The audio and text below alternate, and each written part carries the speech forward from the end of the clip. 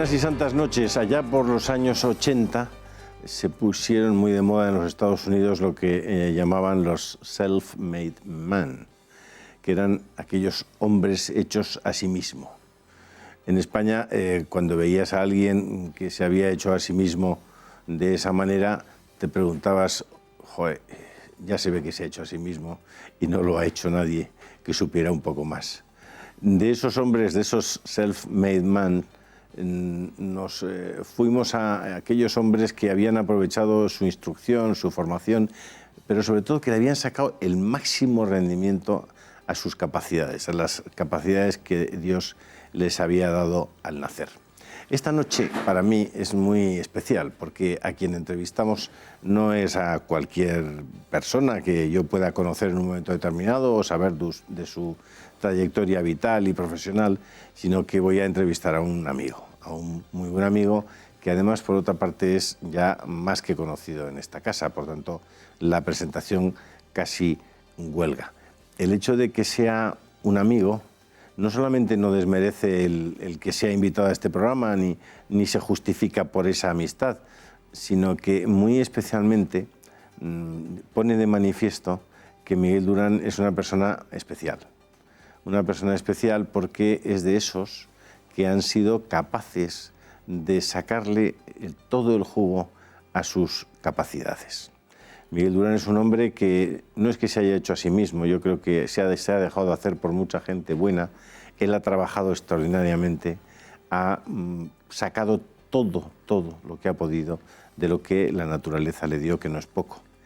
Buenas noches, don Miguel. Buenas noches, don Julio. Vaya presentación. Yo no sé, creo que hacerme, Dios ha puesto mucho, bueno, mucho no sé, lo que hay básicamente es su creación. Yo recuerdo cuando en mi pueblo natal, en Azuaga, de pequeñito, yo tengo recuerdo de haber oído a algunas vecinas que le decían, Agustina, este niño pobrecito va a tener que vender cupones. En aquella época, en el año 60, eso de vender cupones era, no diría yo que un oprobio, pero era como una marginación. Y entonces, bueno, pues yo empecé a pensar que las lágrimas de mi madre, que yo sí que recuerdo haberlas oído, haberla oído llorar por mí, pues quizá fue el primer motor que a mí me indujo a transformar el problema en una solución. Hacerme, como digo, lo que Dios pusiera o haya puesto, lo mucho que puso mi madre, lo mucho que puso mi familia en general, mis hermanos, mi padre, mis tíos, en fin, yo he tenido la suerte de tener una familia fantástica. Y luego lo mucho que puso mi mujer, la que es mi mujer desde hace ya más de 40 años, 43 desde que somos novios, que con 16 años y yo con 19, apostó por mí. Entonces, pues esos son motores francamente buenos. Así que lo que está hecho, parece que la gente que me ha ayudado lo ha hecho muy bien. Sin embargo, el acabado, que es el que yo he puesto, a lo mejor estoy bien hecho, pero no muy bien acabado, ¿no? Y no sé... Porque usted, claro, nace en una familia riquísima de una gran ciudad europea. Sí. E inmediatamente es trasladado a los mejores colegios, va usted a Harvard, es decir, se lo ponen a huevo, ¿no? Eso que se dice de que Dios escribe derecho con renglones torcidos, quizá en mi caso puede tener una cierta aplicabilidad. Yo creo que no he lamentado nunca, después de mi adolescencia, en mi adolescencia sí, porque tuve complejos por ser ciego y tal, pero después, cuando ya pasé el Rubicón de mi autoaceptación, yo jamás le he cuestionado a Dios por qué determinó que yo fuera ciego. Porque creo que sus razones habrá. Y además porque estoy seguro de que ha puesto en mi camino tantas cosas y tantas personas buenas, también ha puesto algún que otro tropezón. O no lo habrá puesto él, lo habrá puesto el demonio y yo no he tenido la vista suficiente como para eludirlo. Pero yo, como tengo un cargamento de fe desde que dejé de ser agnóstico o ateo, no sé cómo decirlo, yo pasé mi época a los 19, 20 años, esa época en la que estábamos abducidos por las teorías del Partido Comunista, del Che Guevara, de Fidel y todas esas cosas, y también eso conllevaba, lógicamente, que cuestionases al Altísimo, ¿no? Entonces yo pasé ese sarampión y desde que me rehice, la verdad es que no he vuelto a tener, y son ya pues muchos años, ninguna vacilación en punto a la fe. Y yo creo que... O sea, ¿usted cree que hay cielo e infierno? Yo sí creo que... Y creo además que la parábola de los talentos pues es una parábola como todas las que utilizó Jesucristo, ¿no? Pues es una parábola que viene muy al pelo, es decir, tanto es así que no te negaré que un cierto miedo al juicio yo sí que tengo, porque ese juicio me importa mucho más que todos los juicios que yo afronto con cotidianidad aquí frente a los jueces de la Administración de Justicia. Es verdad que los afronto en calidad de abogado, defensor o acusador en ocasiones.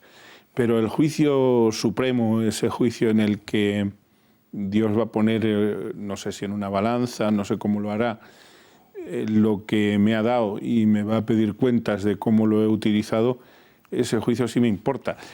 Verdad es que el temor que uno puede tener a eso está de sobras también compensado con la confianza que a uno le inspira lo de la infinita misericordia de nuestro Señor, ¿no?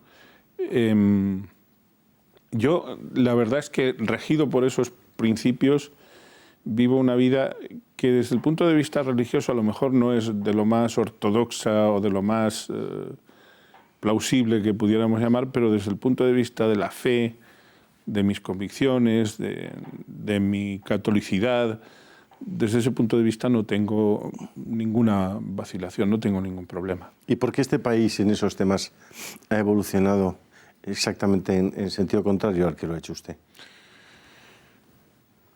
Pues yo creo que porque todo se ha ido superficializando, porque hemos tenido unos líderes no solamente políticos, sino sociales, que vienen de esa transición en la que se planteó que había que hacer una especie de movimiento pendular, un movimiento reactivo a lo que se suponía que había sido la imposición del régimen, ese matrimonio Iglesia-Estado que en el régimen de Franco pues es verdad que tenía pues una plasmación por lo menos formal excesiva, y entonces yo creo que como movimiento reactivo eso ha pasado así. Y pienso además que eso lo único que ha contribuido es a mediocrizar o hacer que las estructuras del país, la línea de pensamiento general de los líderes políticos, de los líderes sociales, incluso de los líderes culturales, se haya hecho cada vez más mediocre. Y además creo que el sistema educativo, el fracasadísimo, el reiteradamente fracasado sistema educativo que han ido pariendo de forma sucesiva los distintos gobiernos que en la España democrática han sido, pues ese sistema también ha contribuido a desfavorecer la evolución que hubiera sido deseable, ¿no? Porque no es solo la pobreza cultural, la pobreza académica, sino la pobreza ideológica, la falta de incentivos en nuestra infancia, en nuestra juventud, de incentivos para propender al bien, ¿no? Es decir, ¿Usted estudiaba con su hermano las asignaturas de Derecho? ¿Se las leía su hermano, Leo? No. A mí me ayudaron en el bachillerato, sobre todo. ¿Ya estaban los libros en braille? No, que va. Entonces, ¿cómo estudiaba usted? Básicamente con apuntes que yo tomaba en clase, porque estamos hablando de los años 70, en que la ONCE en aquel momento pues sí que nos daba alguna cosa, pero era una ONCE muy pobre desde el punto de vista económico, y lo más que había era algún texto grabado en cinta magnetofónica, difícil de manejar y además escaso, porque no había los jóvenes ciegos actualmente tienen unas enormes facilidades en comparación con las que teníamos en mi tiempo. Es verdad que siempre tiene más facilidades un vidente, ¿no? Pero ahí si yo hubiera tenido, por ejemplo, la maquinita que a veces traigo al gato, ¿no? que nuestra audiencia probablemente conocerá de haberme visto teclear, pues esa maquinita a mí me hubiera ayudado muchísimo. Y hoy día, pues la ONCE, que afortunadamente conseguimos reflotar a partir de los años 80, pues es una ONCE que tiene una mayor capacidad de prestación de servicios. A mí, mi hermano Juan, por ejemplo, sí aprendió el alfabeto griego para dictarme pues las traducciones que nos ponían de griego. Y luego pues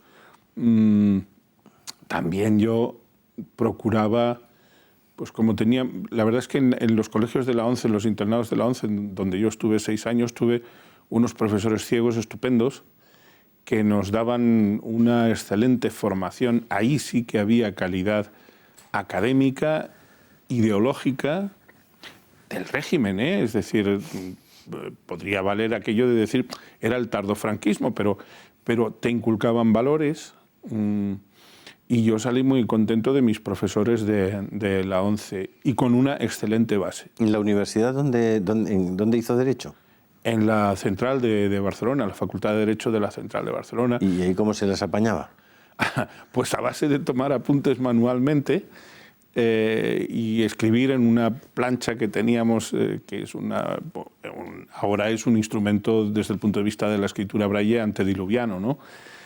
Pero yo asistía a todas las clases, iba a trabajar por la mañana en una imprenta de la ONCE de 8 a 3, y claro, eso me restaba también pues mucho tiempo, pero luego iba a clase de 4 a 7, es decir, que yo salía a las 6:30 de la mañana y volvía a casa a las 8:30 de la tarde, pero es que me interesaba mucho trabajar porque me quería casar con mi mujer, con la que es mi mujer, porque había mucha resistencia por parte de su familia. No es que diga yo que era como Capuletos y Montescos, no era el drama de Romeo y Julieta, pero la verdad es que a los padres de mi novia no les hacía puñetera gracia que la niña se casara con un ciego, ¿no? Luego vieron que tampoco había sido tan mal negocio, pero en aquel momento, pues la perspectiva, estamos hablando del año 75, 76, 77, ver todo eso, pues a nosotros nos incentivó para casarnos, y de hecho nos casamos muy jovencitos, con 22 años yo y 19 ella. Eso hoy es impensable, salvo que te cases de penalti, ¿no? Y hoy día ya los penaltis están, digamos, controlados de otra manera. Los tira todos Cristiano Ronaldo. Sí, los tira. No, pero la verdad es que mi novia, mi mujer, pues estuvo muy a la altura de nuestro amor. ¿Y acabó la carrera con qué edad? Yo con 24, porque claro, me escolaricé tarde, yo me escolaricé a los 11 años, y aunque recuperé muchos años pues la primaria la hice en 1 año y medio, y hice luego el bachillerato, y tuve la fortuna de que, como traía muy buena base de los colegios de la ONCE, hice el bachillerato ya en el Instituto de Sant Boi, en un instituto convencional. Tuve también ahí muy buenos profesores que yo creo que ellos tenían miedo de que yo no diera la talla, pero vieron que sí, que la daba y de sobras, y entonces pues tuve media de matrícula de honor en quinto, en sexto y en reválida y en COU.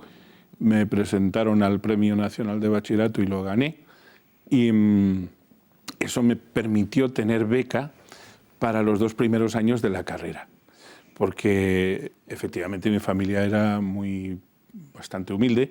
Mi padre, además, tuve la mala suerte de que murió pues unos meses antes que Franco, es decir, él murió en abril, el 15 de abril del 75. ¿No? Que era usted muy joven entonces. 20 años, no cumplidos todavía. Don Miguel, tenemos que ir un momento a publicidad, eso usted lo entiende perfectamente. Totalmente, claro. Seguimos ahora mismo con esta deliciosa conversación. Bueno. Hasta ahora mismo.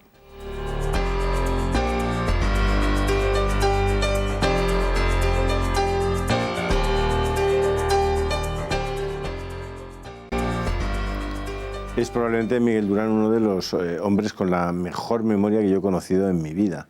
Me deja muchísimas veces sorprendido porque es capaz de recordar prácticamente cualquier detalle de una conversación que él ha tenido con su interlocutor hace años y años. Recuerda números de teléfono de forma incontable.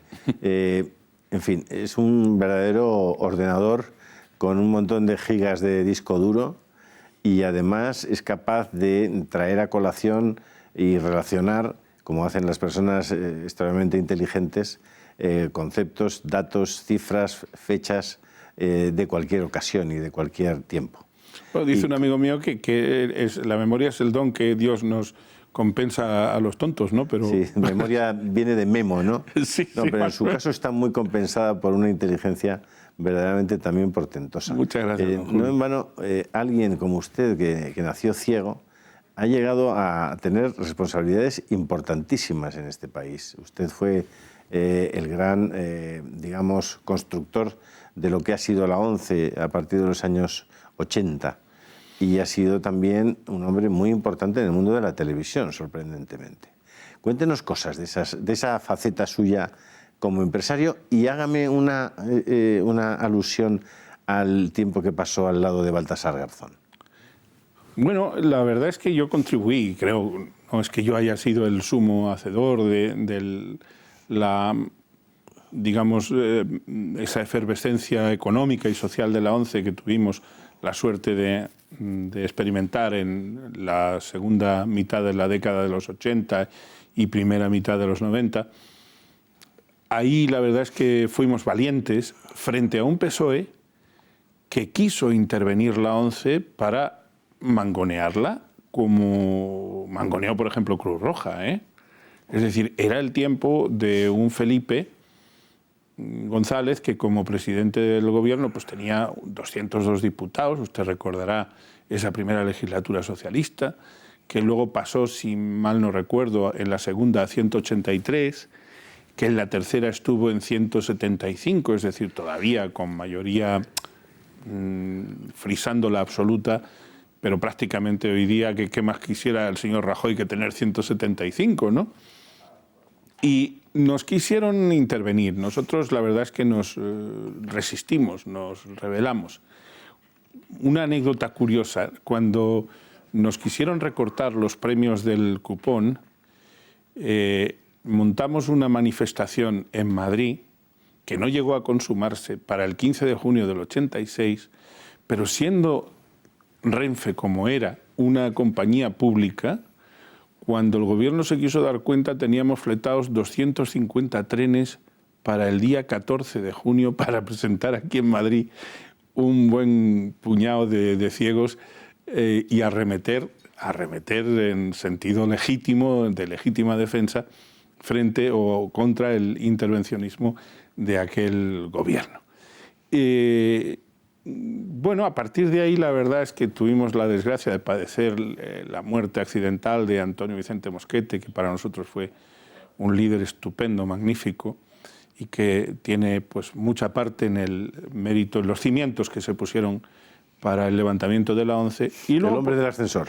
Sí, exactamente. Sí. Que tuvo una muerte verdaderamente sorprendente, ¿no? Pues horrible, porque él abrió la cabina, la puerta, creyendo que estaba la cabina ahí. Ese accidente, por desgracia, ahora ya se da menos, pero cuando los elementos de seguridad en los ascensores no eran como son ahora,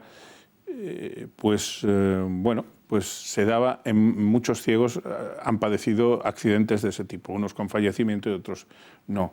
Los ascensores hay que tener cuidado. Hace no mucho tiempo, hace un año o quizá menos, 2 personas, videntes en este caso, cayeron al vacío aquí en Madrid y se mataron porque una de las planchas de un ascensor pues cedió, se apoyaron en ellas y se dio, bueno, accidentes en la vida. Y luego ya cuando hicimos la diversificación empresarial, efectivamente,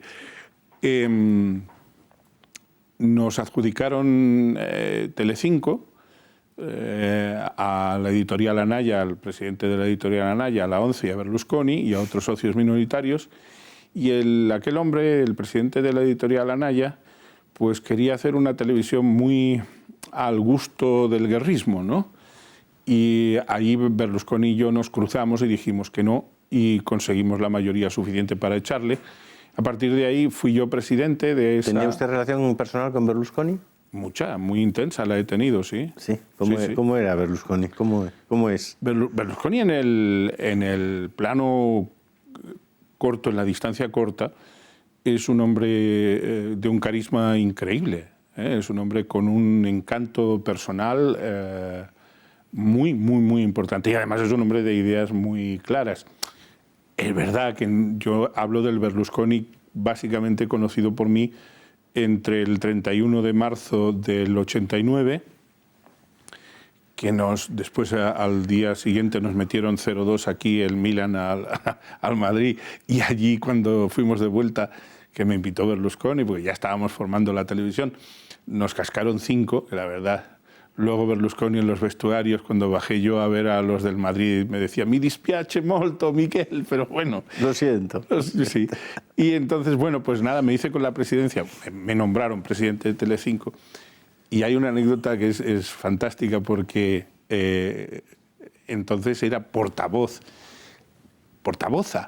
como diría ahora esta señora de Podemos, del gobierno era doña Rosa Conde, que los más viejos del lugar o los mayores recordarán que doña Rosa, no sé yo si disléxica, pero se trababa a veces en las ruedas de prensa posteriores al Consejo de Ministros. Era muy peculiar porque a veces cometía fallos así. Y el bueno de don Javier Solana, que entonces era ministro de Educación, recordará que dijo aquello del ajuste fino y este tipo de cosas, le comentaba a un buen amigo mío que teníamos un país magnífico, porque, en fin, magnífico se lo decía entre comillas, un país peculiar, porque ya hasta había un ciego como presidente de una televisión. Y este amigo mío, que se sintió un poco escocido por el comentario pelín denigratorio, un pelín crítico del ministro, dijo, bueno, peores sois vosotros, que tenéis como portavoz del gobierno una disléxica, ¿no? Entonces lo dejó muy planchado. Le dijo, joder, no es para tanto, no te pongas así. Pero bueno, la verdad es que fue una época muy divertida, muy atrayente. ¿Cuántos años fue usted presidente de Telecinco? 6 años y medio, desde la etapa de Valerio Lázarov. Sí, Valerio estuvo conmigo desde el 14 de enero del 90 hasta prácticamente enero del 95, en que vino Mauricio Carlotti a sustituirle. Usted puso en venta las acciones de Telecinco, ¿no? Bueno, nosotros hicimos la oferta del paquete accionarial de la ONCE porque la ONCE, una vez yo me marché, dimití como director general y como presidente del grupo de empresas, la ONCE no quería permanecer allí en el accionariado. Un error, a mi juicio, pero bueno. Yo ya no dirigía y entonces... ¿Puedo desvelar un almuerzo que tuvimos usted y yo en el año... En el 94. En Rosales, Sí, en los Porches. ¿Los Porches? Sí. Pues ese almuerzo que yo no he explicado, pero que ahora explico, don Miguel Durán y yo ya nos habíamos conocido en Barcelona, en Sant Boi, con Durán y Lérida, en ese caso, que era un buen amigo suyo. Sí. Y recuerdo que estaba en venta el paquete de la ONCE en Telecinco, ¿no? Sí.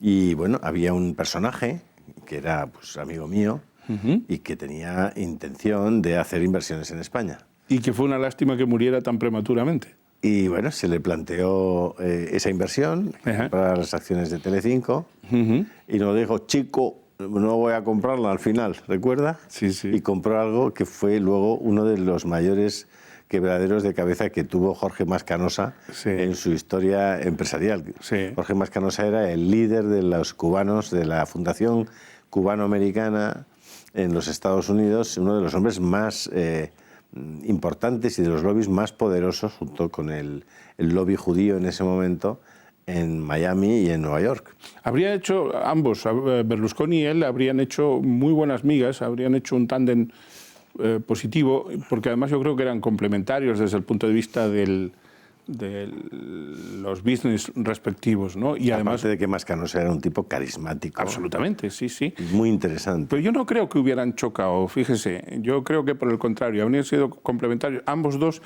tenían además un elemento, un denominador común, y era su profunda convicción anticomunista. porque Berlusconi, si algo tiene, es un convencimiento absoluto de que el comunismo enmascarado ahora bajo los populismos y demás es lo peor que nos puede pasar, ¿no?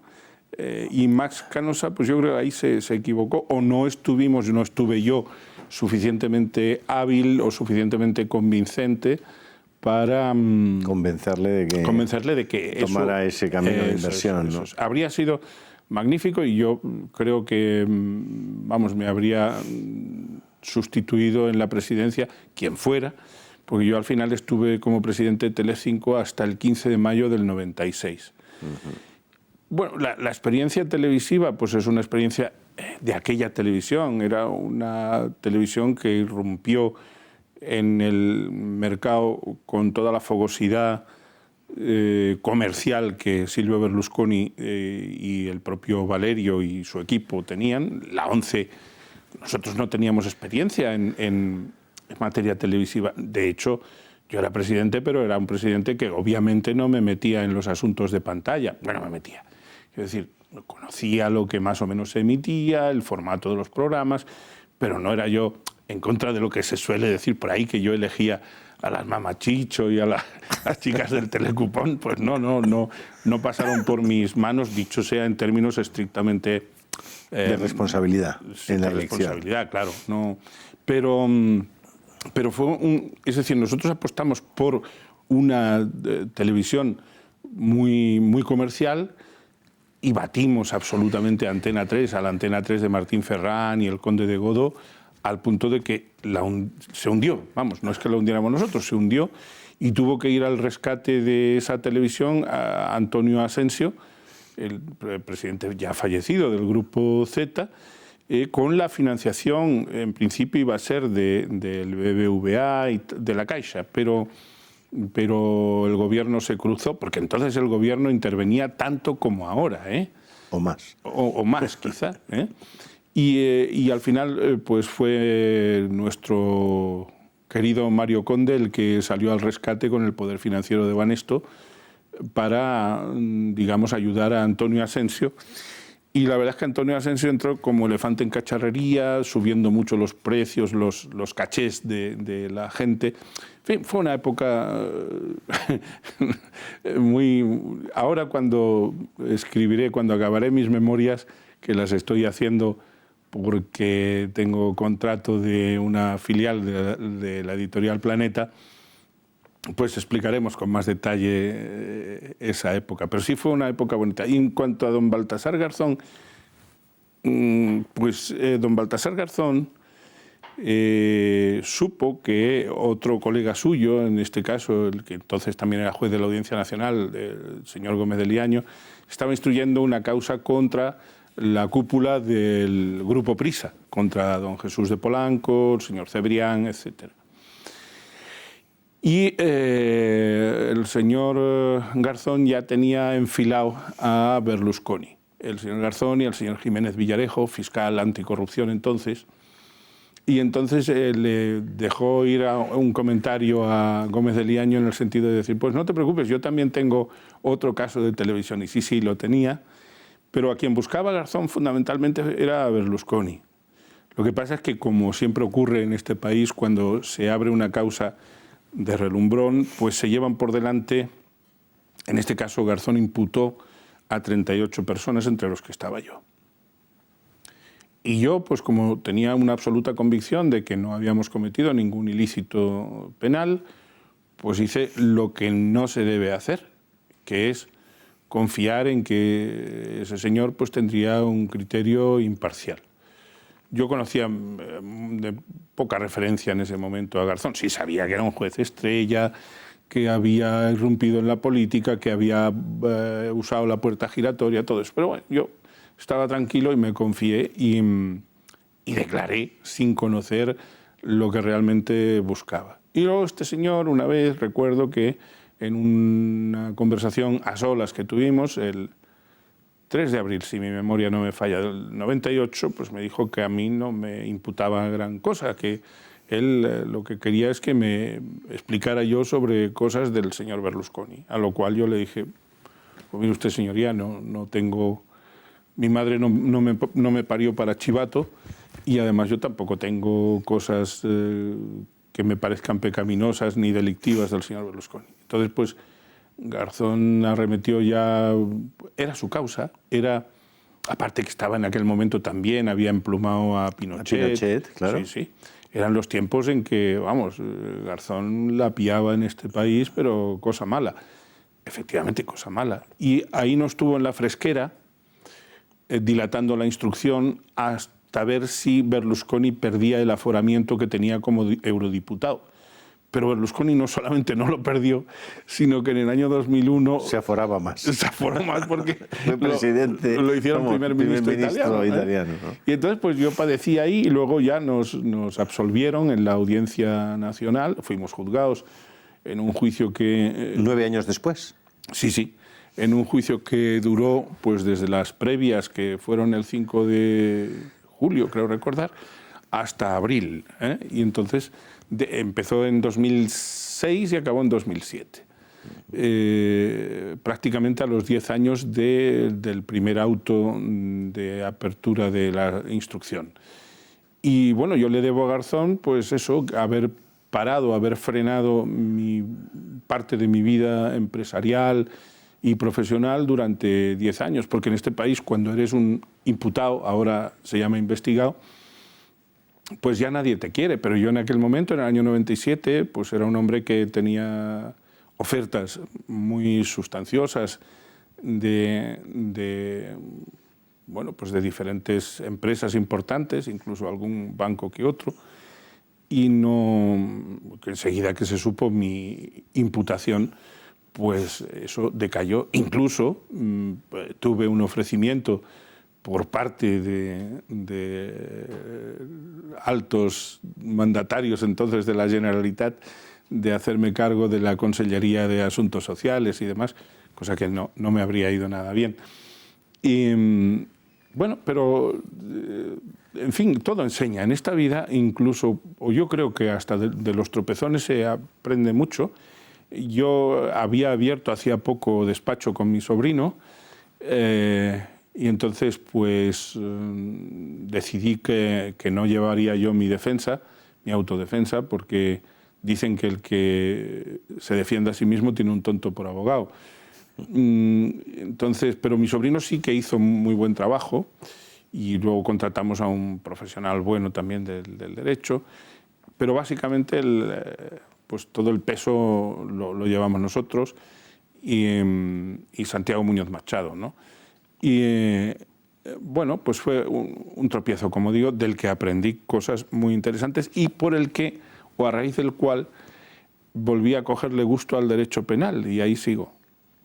Es usted ahora probablemente uno de los abogados penalistas más importantes de este país y además con un despacho multidisciplinar que toca prácticamente todos los palos del derecho y lo ha hecho de nuevo usted con sus propias manos y a pelo, como se diría. Bueno, Julio, yo no me tengo yo por uno de los mejores penalistas. Yo hago lo que puedo, que es, uno es abogado o puede dar buen resultado si se estudian los casos. Y luego si tiene, lógicamente, experiencias, ¿no?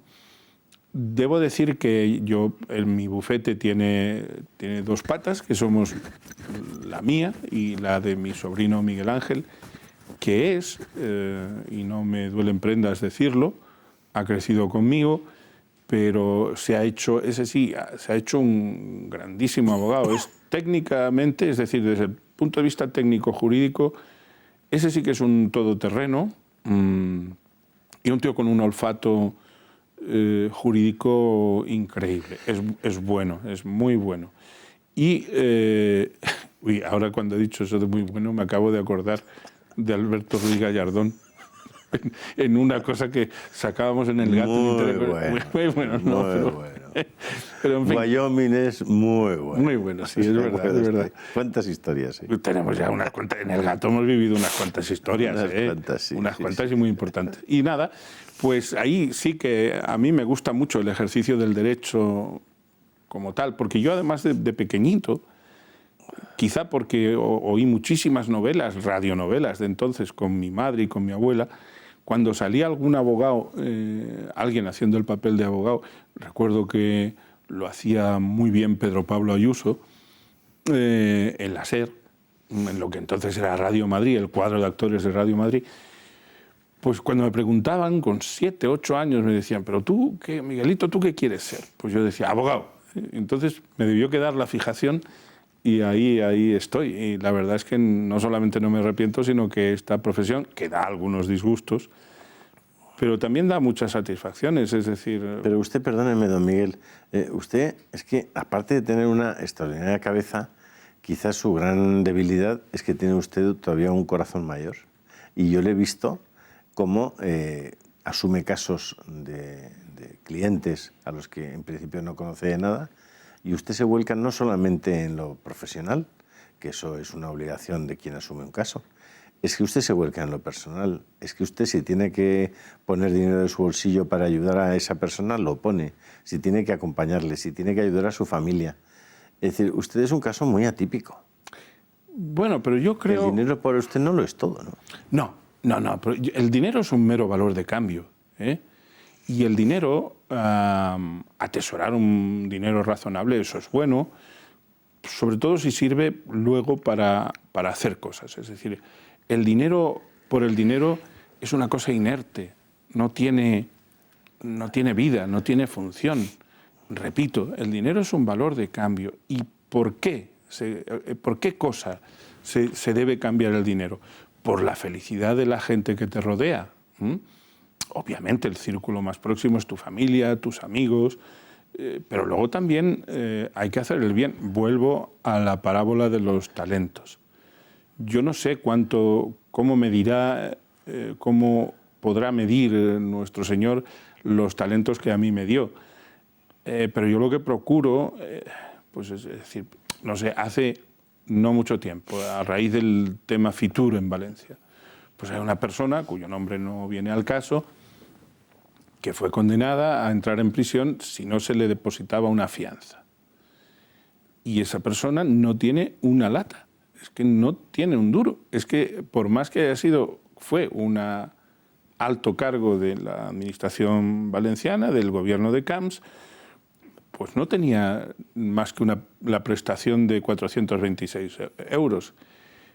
No se puede dejar que una persona vaya a prisión porque no puede depositar una fianza. Y tanto mi sobrino como yo salimos al quite para que esa persona no entre en prisión. Esa persona está en libertad, pues hasta que el Supremo falle, que espero que falle absolviendo, y ya recuperaremos la fianza. Yo le he visto hacer a usted cosas con sus clientes que no he visto hacer a ninguna otra persona.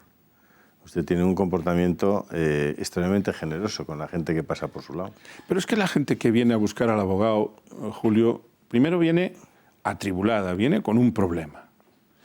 Viene con la sensación de que le falla el suelo bajo los pies, es decir, de que a poco que se descuide se hunde.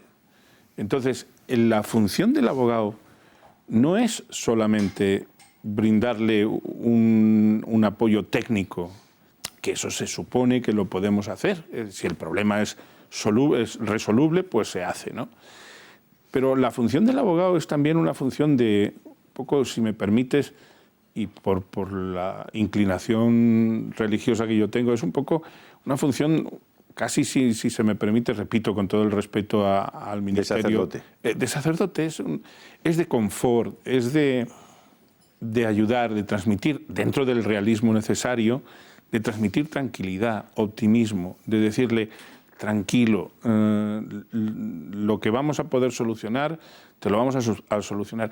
Y es también una labor pedagógica, es decir, es informarle de cuál es la índole del problema, es decir, de qué es lo que realmente tiene. Porque mucha gente viene pensando que tiene mucha más gravedad de lo que reviste en sí el problema que te expone. Y es cierto que hay abogados, hay gente en mi profesión que quizá con la mira de luego hacerse valer más desde el punto de vista de los honorarios, en lugar de achicar la índole o la naturaleza o el alcance del problema, pues bueno, lo ponen un poco como diciendo, uy, esto es complicado, esto no sé qué. En realidad yo creo que es un error, porque la gente al final te va a pagar lo que tú le vas a pedir, si es una minuta honrada, pero el bien que tú puedes hacer a la persona con esa cercanía, con decirle, oye, mira, tu problema consiste en esto, explicárselo bien, tanto si es un asunto civil, como si es laboral, como si es penal, es decir, explicarle los riesgos, por supuesto, ¿no? Pero también decirle cuáles son las soluciones y que te vea bien motivado para hacerte cargo de su problema. Un viejo abogado catalán decía que la primera vez que fue a un juzgado como abogado le pidió a un funcionario que por allí andaba que le hiciera unas fotocopias. Este amabilísimo se las hizo y le dijo una vez terminado, «Moltes gracias». Y le dijo el funcionario, «Desde que existe el dinero, la palabra gracias es completamente innecesaria, amigo mío». Hay gente así, ¿eh? Hay funcionarios que... Pero hoy día también eso ha cambiado mucho. Con todos estos problemas del cohecho, del tráfico de influencias y demás, hay gente que se la coge con papel de fumar, hablando en términos coloquiales. Es decir, sí, se la cogen para algunas cosas, porque los sumarios se filtran todos los días. Sí, claro. Y eso es un delito, ¿no? Se llama revelación de secretos. Sí, lo es, pero en eso ya... Bueno, de entrada... ¿Algún día pillarán a alguien, a un juez, a un fiscal, a un funcionario de juzgado, filtrando y le meterán un paquete? ¿Eso es posible, que se cumpla la ley también, esa ley, o no? No lo creo, yo no lo creo. De igual manera que, aunque existe un artículo, varios artículos del 458 y siguientes del Código Penal que castiga el falso testimonio, es decir, la testifical falsa prestada... ¿Por un testigo? Por un testigo. Eso tampoco se va... En este país... Pues mientras tratamos de solucionar este pequeño problema, vamos a la publicidad. Vale. Hasta ahora mismo. Hasta ahora.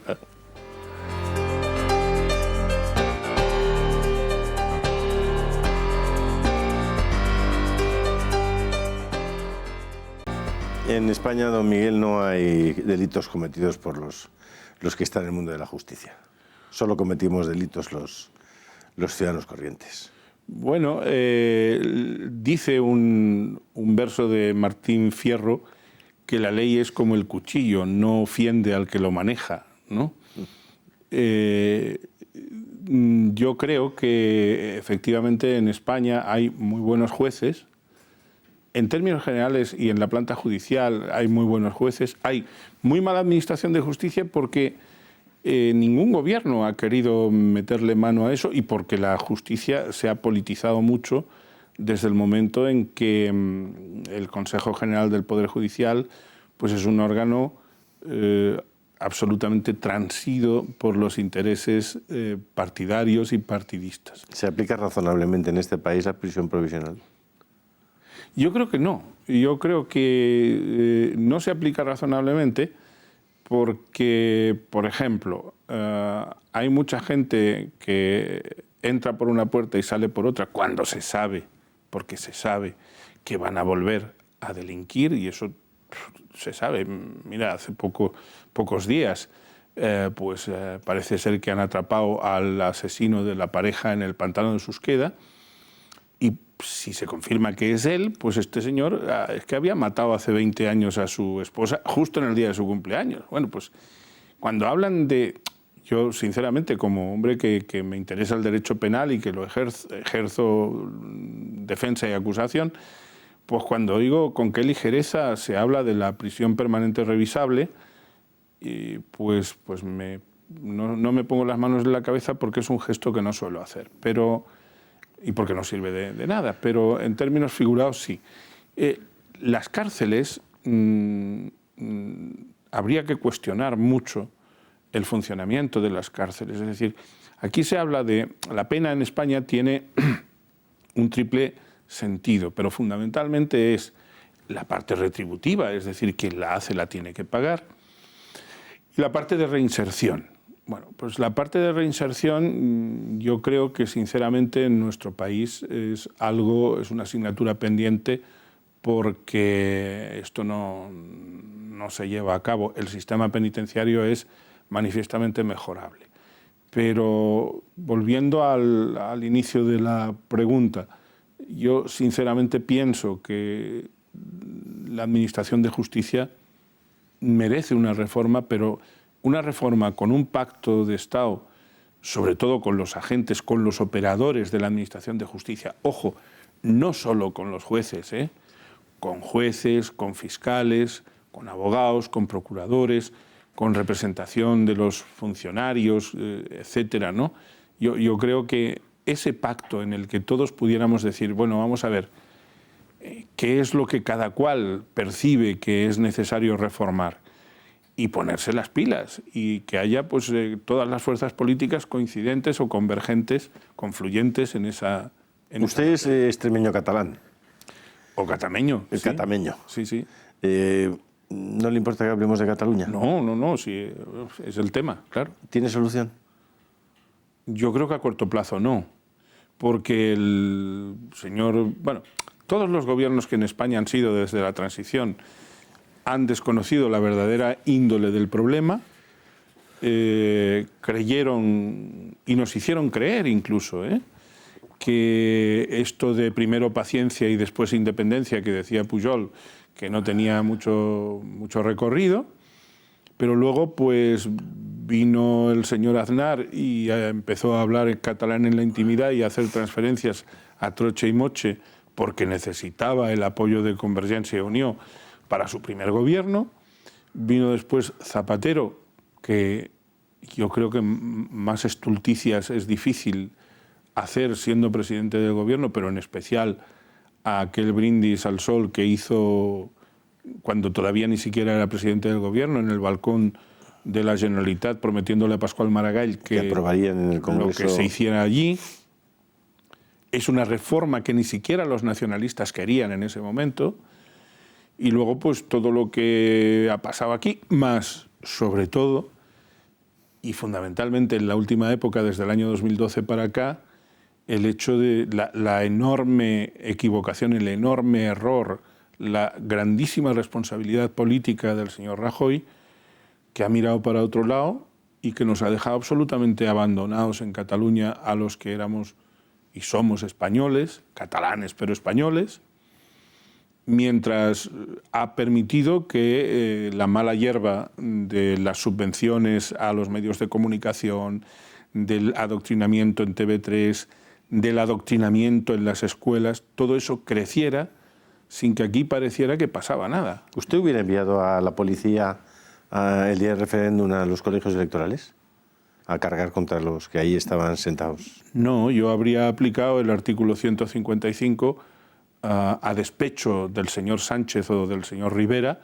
y solito, porque podía hacerlo, tenía mayoría en el Senado, y el que venga atrás que arree. Yo habría aplicado el 155 bastante antes. ¿Pero llegados a ese punto hubiera enviado a la policía?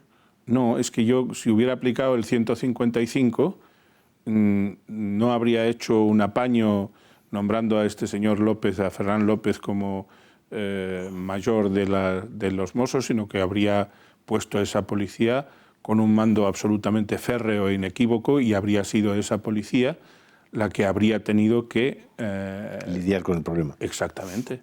Y esa policía, con unas órdenes muy concretas, órdenes tanto de carácter operativo como de carácter judicial, si se hubiera producido todo eso, pues no habría habido la mascarada de referéndum, que no es ni referéndum ni nada. Si usted, don Miguel, es personalmente causa mediata de la situación procesal que tienen algunos imputados y detenidos del nacionalismo catalán, del radicalismo catalán. Sí, sí.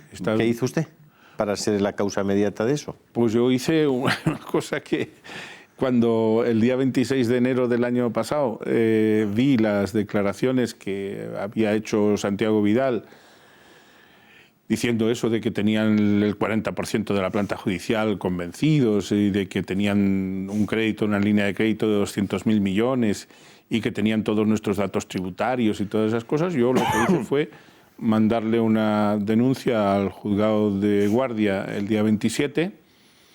Esa denuncia, que también está acompañada, y hay que decirlo así, por una querella que en paralelo puso el partido Vox, aunque son dos cosas distintas, es decir, ellos han llevado su procedimiento, nosotros el nuestro, ¿no? Pero todo ha convergido ahí, todo ha confluido ahí, ¿no? En el juzgado número 13, con un juez como es el señor Ramírez Suñé, que no le ha temblado la mano y que tuvo el acierto de nombrar como policía judicial a la Guardia Civil.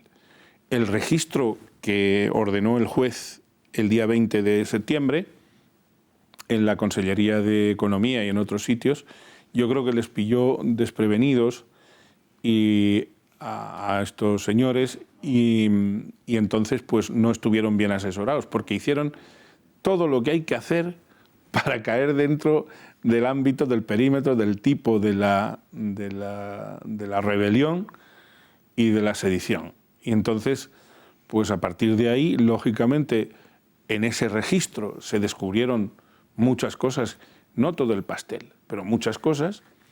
Y la agenda de Jové, entre otras cosas. La agenda de la famosa Moleskine, el Infocats, todo Infocats y eso es lo que ha llevado a los Jordis primero y después a Junqueras, a Forn y demás a la situación de prisión.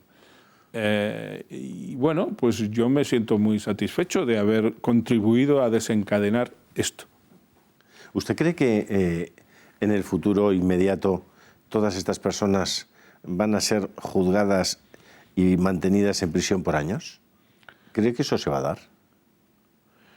Es como si me preguntara si yo creo que finalmente Iñaki Urdangarín va a entrar en prisión o no. Son dos piedras de toque que tiene la credibilidad de la Administración de Justicia. Ahí, no solamente la Administración de Justicia, sino todo el poder político, todo el Estado de Derecho. Porque si todo lo que se ha descubierto en este famoso proceso de independencia, de secesión de Cataluña, queda en agua de borrajas, y yo creo que aquí hay barra libre, es decir, habría barra libre. Y habría tanta decepción en mucha gente que, bueno, que no sé qué pasaría. Me preguntaba antes sobre si yo creo que el problema catalán tiene solución. A corto plazo creo que no, porque la fractura social que se ha producido ahí, que afecta a amigos, a familiares y demás, esto no es fácil de revertir a corto plazo. Afortunadamente ya el propio Artur Mas está reconociendo que han engañado y se les está viendo lo cobardes que son a todos estos, ¿no? Yo creo que hay gente que se empieza a dar cuenta de eso, pero todavía hay muchos que, como les han excitado los sentimientos más primarios, siguen viviendo de esa sentimentalidad primaria, ¿no? Tribal. Y entonces... Don Miguel, nos queda un minuto, lo lamento muchísimo. Nada. Dígales a nuestros espectadores que están y que han asistido a este coloquio, a esta conversación. Y yo le preguntaba lo mismo el otro día a Fernando Suárez. ¿Usted recomendaría a sus hijos que se dediquen a la política? No. No, pero respetaría su decisión. Y si quisieran hacerlo, les daría unas cuantas opiniones sobre lo que no deben hacer. Es decir, el político tiene en su mano muchas veces transformar, hacer la transustanciación de un papel con una firma en dinero. Eso es un milagro, entre comillas, ¿no? He hablado de transustanciación y a lo mejor alguien dice que estoy quizá bordeando no se preocupe, lo sacrílego, ¿no? Se entiende que es una metáfora. Es una metáfora, pero yo sí que les diría que tuvieran cuidado, sobre todo que si van a la política, el que vaya a la política y no vaya con ganas de servir y de hacer cosas, y sobre todo de no encastillarse luego cuando se ven en la cumbre, ¿no? De no perder la cercanía a la calle y a la gente, que es lo que le pasa a todos los presidentes que son, ¿no? Que se meten en sus respectivas sedes y acaban perdiendo la perspectiva de lo que es la vida social, ¿no? Se nos ha ido el tiempo, don Miguel. Don Julio, muchísimo, es que con usted se puede estar muchísimas horas. A lo mejor nuestra audiencia piensa que lo he malgastado, pero... No lo creo en absoluto. Bueno, yo creo que hemos aprendido mucho. Pero, en fin, yo me alegro de que haya pasado el tiempo en un santiamén, si así ha sido. Muchísimas gracias, Miguel Durán. Gracias a todos ustedes por estar, como siempre, con nosotros. Espero que hayan disfrutado de esta apasionada conversación y de esta apasionada trayectoria de un hombre formidable como es Miguel Durán, del que yo me congratulo, me maravillo de ser su amigo. A la recíproca. Hasta la semana que viene, si Dios quiere.